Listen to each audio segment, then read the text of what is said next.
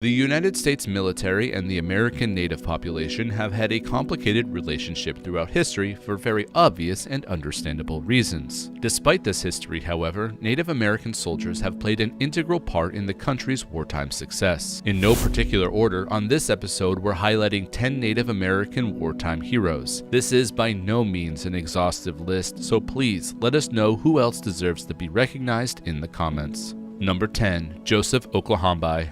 Joseph Oklahombi was a Choctaw soldier who served in the U.S. Army as a code talker during the First World War. Private Oklahombi was also the most decorated soldier from Oklahoma during the war, earning the Silver Star and the French Croix de Guerre. Oklahombi and 23 other soldiers are credited for capturing 171 Germans and killing at least 79 more while attacking an enemy position in France on October 8, 1918. After capturing a machine gun emplacement, Oklahombi and his men turned the gun on the German forces and held their position for 4 days while under constant bombardment by mortars until backup forces arrived. Oklahombi and the rest of the Choctaw soldiers from World War I are credited for using their native language as a code for messages between Allied troops, a code that was never deciphered by German intelligence officers. Number 9. Charles George. Charles George was a Cherokee soldier who served in the U.S. Army during the Korean War with Company C, 179th Infantry Regiment, 45th Infantry Division. Private First Class George distinguished himself during the evening of November 30th, 1952, as he and his raiding party came under heavy mortar and machine gun fire. Bounding up a hill, George evaded enemy fire and dove into their trenches to engage in hand-to-hand combat. When the order to withdraw was given, George and 2 of his comrades remained to provide cover fire. As they began their own withdrawal after the unit was safely away, an enemy hand grenade was thrown into the trenches. George jumped onto the hand grenade and absorbed the full impact of the blast, saving his fellow soldiers' lives at the cost of his own. Multiple memorials in his home state of North Carolina have been built in honor of George's sacrifice, including a bridge in the eastern band of Cherokee Indians' land, a VA hospital in Asheville, a bronze statue in Cherokee Veterans Park, and an exhibit at the Museum of the Cherokee Indian.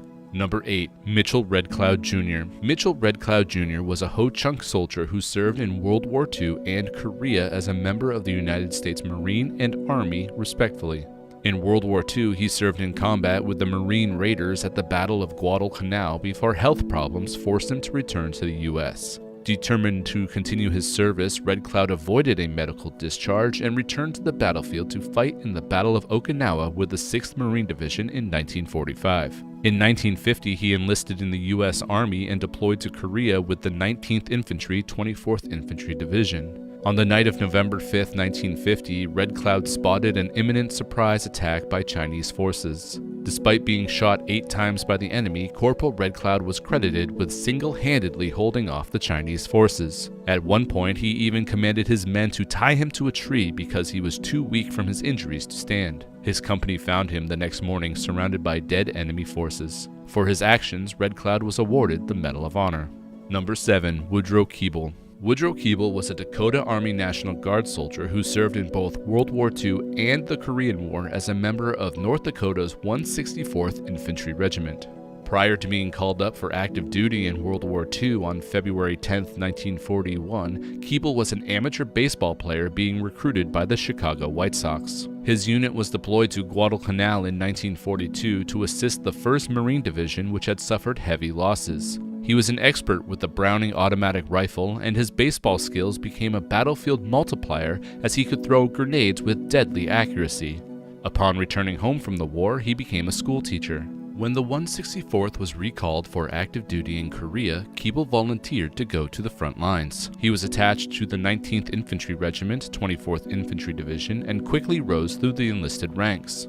During Operation Nomad Polar, he was shot twice, injured by shrapnel, and sustained a concussion but continued to fight. For his heroic actions, Keeble received the Silver Star, which was later upgraded to the Medal of Honor after his death in 1982.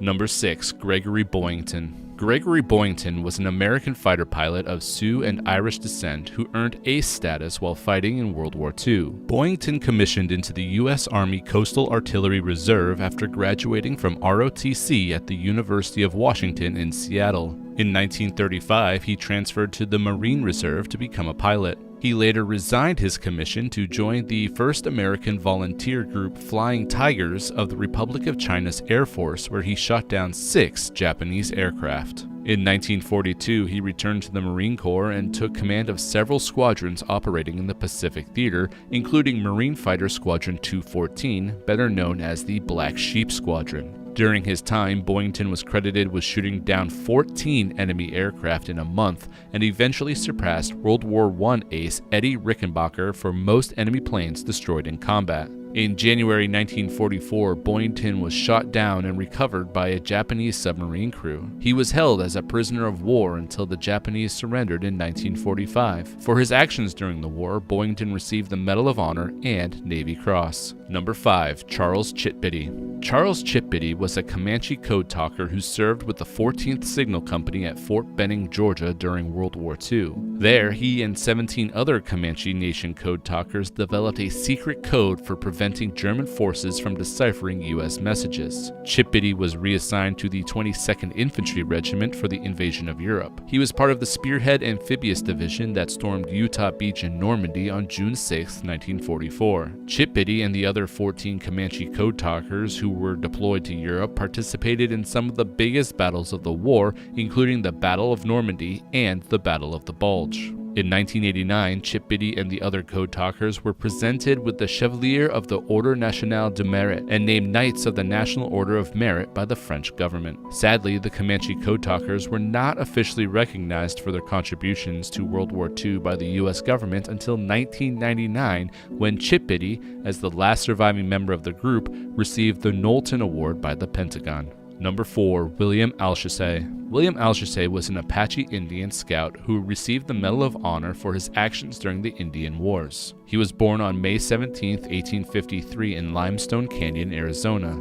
He joined the Indian Scouts at Camp Verde, Arizona in 1872 and served under the command of General George Crook. During the wars, Alchesay served as an envoy for General Crook to Geronimo, the Apache military leader and medicine man famous for raids against U.S. forces. Alchesay attempted to convince Geronimo to surrender peacefully. Despite their differences, Alchesay and Geronimo remained friends until Geronimo's death in 1909. Following the war, Alchesay became an advocate for Native American rights. He traveled to Washington, D.C. multiple times to meet with Presidents Grover Cleveland, Theodore Roosevelt, and Warren G. Harding. Alchesay was awarded the Medal of Honor for his gallant conduct during his various campaigns and engagements throughout the Indian Wars. Number 3. William Terrill Bradby. William Terrill Bradby was a Pamunkey volunteer during the American Civil War. As a native of Virginia, many Pamunkey Indians joined the Confederacy, but some, like Bradby, opted to side with the Union Army. Throughout the course of the entire war, approximately 20,000 native warriors fought on either side of the conflict. At the start of the war, Bradby assisted the Army of the Potomac as a land guide and scout. Later, he joined the Union Navy and served on a variety of different military vessels, and even served as a pilot for vessels on the Union flotilla on the James River.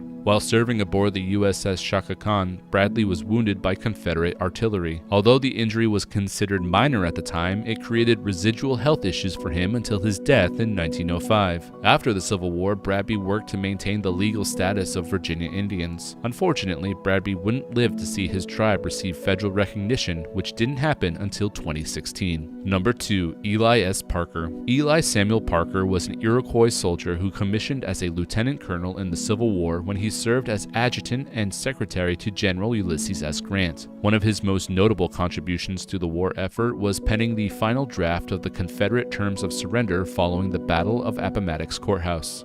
Parker began his career in public service by working as an interpreter and diplomat for the Seneca chiefs in their negotiations with the U.S. government about land and treaty rights. He was also a civil engineer who contributed to upgrades and maintenance to the Erie Canal. It was during his time as an engineer that he first met Grant and built a relationship that would be quite fruitful during and after the war. After Ulysses S. Grant was elected president, Parker was appointed as the Commissioner of Indian Affairs and tasked with managing the relations between the U.S. government and Native Americans. He was the first Native to hold this position. Number 1. Clarence Tinker. Major General Clarence Tinker was an Osage Nation Army officer and the first Native American to reach the 2-star general rank. During World War II, he commanded the 7th Air Force in Hawaii and was tasked with rebuilding the island's air defenses after the attack on Pearl Harbor. He commissioned into the U.S. Army in March 1912 as an infantry officer. During World War I, he served stateside. In 1922, he transferred to the U.S. Army Air Service and later served as the attaché to the U.S. Embassy in London. He also studied at the Army Command and Staff College in the same class as Dwight D. Eisenhower. In January 1942, he was promoted to Major General. In June of that same year, Tinker led a force of LB-30s from the 31st Bombardment Squadron against Japanese naval forces during the Battle of Midway Island. During the battle, his aircraft was seen falling out of control into the ocean. Tinker and his 10 crew members were killed, and sadly none of their bodies were ever recovered. And those are our 10 Native American military heroes. There isn't enough time in one video to cover all the incredible people who deserve to be here, so please make sure to let us know in the comments who else we should recognize. If you like this video, please do us a favor and tap that subscribe button and check out these other videos we think you might like on your screen now.